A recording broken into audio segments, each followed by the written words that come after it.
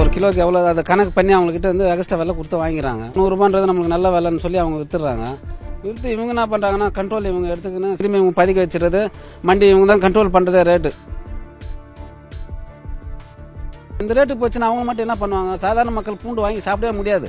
400 ரூபாய் 500 ரூபாய் விற்றா யார் சாதாரண மக்கள் வாங்கி சாப்பிட முடியும்? கொஞ்சம் யோசனை பண்ணி பாருங்க. 100 ரூபான்றது அதிகமான ரேட்டு தான் பூண்டுக்கு. எதுக்காகனா போன 23 வருஷத்துல வந்து விளைச்சல் கம்மி. ஒரு 7-8 வருஷமா நீங்க பாத்தீங்கன்னா ஒரு 50 ரூபா 60 ரூபா 100 ரூபாய் இந்த ரேஞ்சில் தான் இருந்தது. கொஞ்சம் விவசாயிங்க கொஞ்சம் அதனால பாதிக்கப்பட்டு என்ன பண்றாங்கன்னா 23ல கொஞ்சம் விளைச்சல் கொஞ்சம் கம்மியாகுது. அதை வச்சு என்ன பண்றாங்கன்னா அந்த ஸ்டாக்கிஸ்ட்டுங்க உள்ள வந்து நம்மளுக்கு எவ்வளோ தேவையோ அதுக்கு வச்சு தான் நம்ம எக்ஸ்போர்ட் அனுப்பணும். நமக்கு அரசாங்க கவனம் குறைவாக என்ன ஆகுதுன்னா எக்ஸ்போர்ட் அனுப்பிச்சிடுறாங்க. ஸ்டாக் வாங்கி ஒரு சுச்சுவேஷன் தெரிஞ்சுக்கிறாங்க. எந்தெந்த ஸ்டேட்டில் 3-4 ஸ்டேட்டில் தான் பூண்டுன்றது விளைச்சல். ராஜஸ்தான், குஜராத், மத்திய பிரதேஷ், கொஞ்சம் பஞ்சாபில் வரும், இமாச்சல் பிரதேஷ் வரும், காஷ்மீரில் இப்போ கொஞ்சம் கொஞ்சம் வர ஆரம்பிச்சிச்சு. இதெல்லாம் இவங்க எந்த அளவுக்கு கிராப்னு ஃபஸ்ட்டு தெரிஞ்சுக்கிறாங்க. இது தெரிஞ்சுக்கின்னு என்ன பண்ணுறாங்கன்னா விவசாயிகள் டைரெக்டாக போயிட்டு அவங்களோட ஒரு கிலோக்கு எவ்வளோ அதை கணக்கு பண்ணி அவங்ககிட்ட வந்து எக்ஸ்ட்ரா விலை கொடுத்து வாங்கிக்கிறாங்க. அவங்க என்ன நினைக்கிறாங்க, 100 ரூபான்றது நம்மளுக்கு நல்ல விலைன்னு சொல்லி அவங்க வித்துடுறாங்க.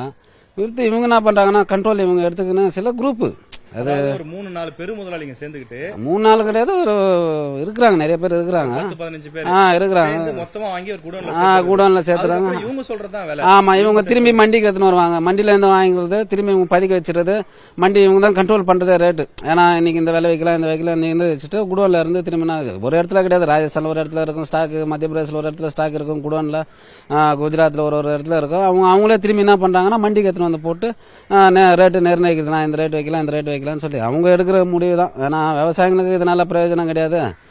பொதுமக்களும் ரொம்ப அவதிக்கு ஆளாயிட்டாங்க.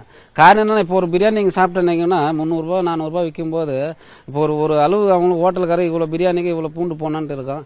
இப்போ ஒரு 100 கிலோ வாங்கினீங்கன்னா 40,000 ரூபா கொடுத்து 100 கிலோ வாங்க முடியுமா? அவங்களால வாங்க முடியாது. அப்போ என்ன பண்ணுவாங்க, குவான்டிட்டி கம்மியாக போடுவாங்க. அப்போ அந்த குவான்டிட்டி கம்மியாக போட்ட பொருள் நம்ம சாப்பிட்டு எப்படி நம்மளுக்கு ஜீரணம் ஆகும்? இதெல்லாம் வந்து மத்திய அரசாங்கத்துக்கு வந்து கவனத்துக்கு நான் கொண்டு போகிறது என்னன்னா, நீங்கள் கொஞ்சம் கண்ட்ரோல் பண்ணலாம். இந்த வெங்காயமும் தக்காளி மட்டும் பார்க்காம இந்த அத்தியாவசிய பொருள் மேலேயும் கொஞ்சம் கவனத்தை செலுத்தினீங்கன்னா இந்த வருஷம் அதிகமான விளைச்சல். இந்த வருஷம் என்ன பண்ணுவாங்கன்னா, போன வருஷம் சம்பாரிச்சவங்களாம் இந்த வருஷம் கேம் விளையாடுவாங்க. அவங்களுக்கு கண்ட்ரோலில் கொஞ்சம் மேக்ஸிமம் கொண்டு வருவாங்க. இது இந்த வருஷம் 23 வந்து அதிகமான விளைச்சல். ஆனால் இதுக்கு என்னன்னா, இப்போ 400 ரூபாய் 500 ரூபாய் வந்து காரணம் என்னடான்னா, புது பூண்டு ஜனவரியில் ஸ்டார்ட் ஆகிடும். பழைய பூண்டுன்றது வந்து போன 23வது வருஷம் பூண்டு வந்து கிட்டத்தட்ட மார்ச் மாதம் பிப்ரவரி 2 வரைக்கும் இருக்கும். அது என்ன ஆச்சுன்னா, ஜனவரி 1 வீக்கே முடிஞ்சதுனால இந்த புது கிராப் வந்து மண்டிக்கு வர்றது கொஞ்சம் கம்மியாக இருக்குது. அது கொஞ்சம் இன்னும் பூமிக்குள்ளேயே இருக்குது. அது வர்றதுக்கு இன்னொரு 15-20 நாள் ஆகும். மார்க்கெட்டு 100% ரொம்ப கம்மியாகும். எல்லாரும் என்ன கணிப்பனா 100 ரூபாய் ரேட்டு வரணும்னு கணிச்சுன்னு இருக்கிறாங்க.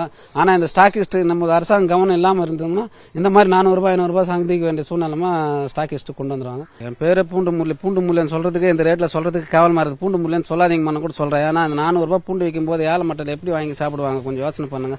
இப்போ ஒரு பிரியாணி நான் தான் சொல்றேன்னா, ஒரு பிரியாணி இப்போ போய் நீங்கள் சாப்பிட்டீங்கன்னா அதில் குவான்டிட்டி இருக்காது. ஏன்னா ஒரு இவ்வளோ பூண்டு 100 கிலோ பிரியாணி பண்ணுறாங்கன்னா இவ்வளோ குவான்டிட்டி போடணுன்ட்டு பூண்டுன்னு இருக்குது. அவங்க அந்த அளவுக்கு போட முடியாது. இப்போ அவங்க 10%, இப்போ 100% போகிற இடத்துல 10% போட்டாவே பெரிய அந்த வாசனைக்காக தான் போடுவாங்களோ, ஆரோக்கியக்காக போட முடியாது. இப்போ நீங்கள் வாங்கி சாப்பிட்டீங்கன்னா நம்மளுக்கு ஜீரண குறை இதுலேருந்தே நீங்கள் தெரிஞ்சுக்கலாம். அவங்கள நான் சொல்லி தப்பு கிடையாது. ஏன்னா இந்த ரேட்டு போச்சுன்னா அவங்க மட்டும் என்ன பண்ணுவாங்க, சாதாரண மக்கள் பூண்டு வாங்கி சாப்பிடவே முடியாது. 400 ரூபாய் 500 ரூபாய் விற்றா யார் சாதாரண மக்கள் வாங்கி சாப்பிட முடியும்? கொஞ்சம் யோசனை பண்ணி பாருங்க. அது பூண்டுன்றது ரொம்ப இம்பார்ட்டன்ட் ஐட்டம். இவ்வளோ மசாலா இவ்வளோ ஐட்டம் நம்ம சாப்பிட்றோம். இந்த மசாலாவில் அந்த 2 பொருள் இருந்தால் தான் அது நம்மளுக்கு ஜீரண சக்தி ஆகும். இல்லைன்னா என்ன ஆகும், அந்த பூண்டு இல்லாமல் சாப்பிட்றது சாப்பிட்டுட்டு அதுக்கப்புறம் கேஸ்ட்ரிக் ட்ரபிள் வந்து ப்ராப்ளம் வந்து ஹார்ட் அட்டாக் தான் நிறைய வரும். இது வந்து உண்மையிலே நீங்கள் வந்து ரிசர்ச் பண்ணி பாருங்கள், நான் சொன்னது கரெக்டாக இல்லைன்றது. பூண்டுன்றது ஒரு பொருள் நம்ம சாப்பிட்லான்னா, இந்த மசாலா ஐட்டம் நம்ம நிறைய சாப்பிட்றோம். மசாலா சவுத்தில் தான் நம்ம நிறைய இந்த நான் வெஜிடேரியன் இதெல்லாம் சாப்பிட்றது. இதில் வந்து பூண்டு கம்பல்சரியாக இருக்கணும். பூண்டு நம்ம மட்டும் கம்மியாக சாப்பிட்டோம்னா நடக்கிறது தான் கேஸ் பாமை இது கிடைக்கும்.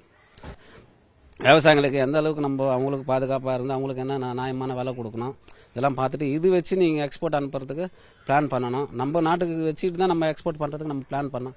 எக்ஸஸாக இருந்தால் நம்ம எக்ஸ்போர்ட் அனுப்பலாம். நீங்கள் ஷார்ட்டேஜ் இருக்கும்போதே எக்ஸஸ் அனுப்பிச்சிட்டிங்க, அது கவனம் குறைவு. அது எந்த இடத்துல தவறுனா அதை நமக்கு சொல்ல முடியாது. செய்திகளை உடனுக்குடனும் துல்லியமாகவும் தெரிந்து கொள்ள சப்ஸ்கிரைப் பண்ணுங்க.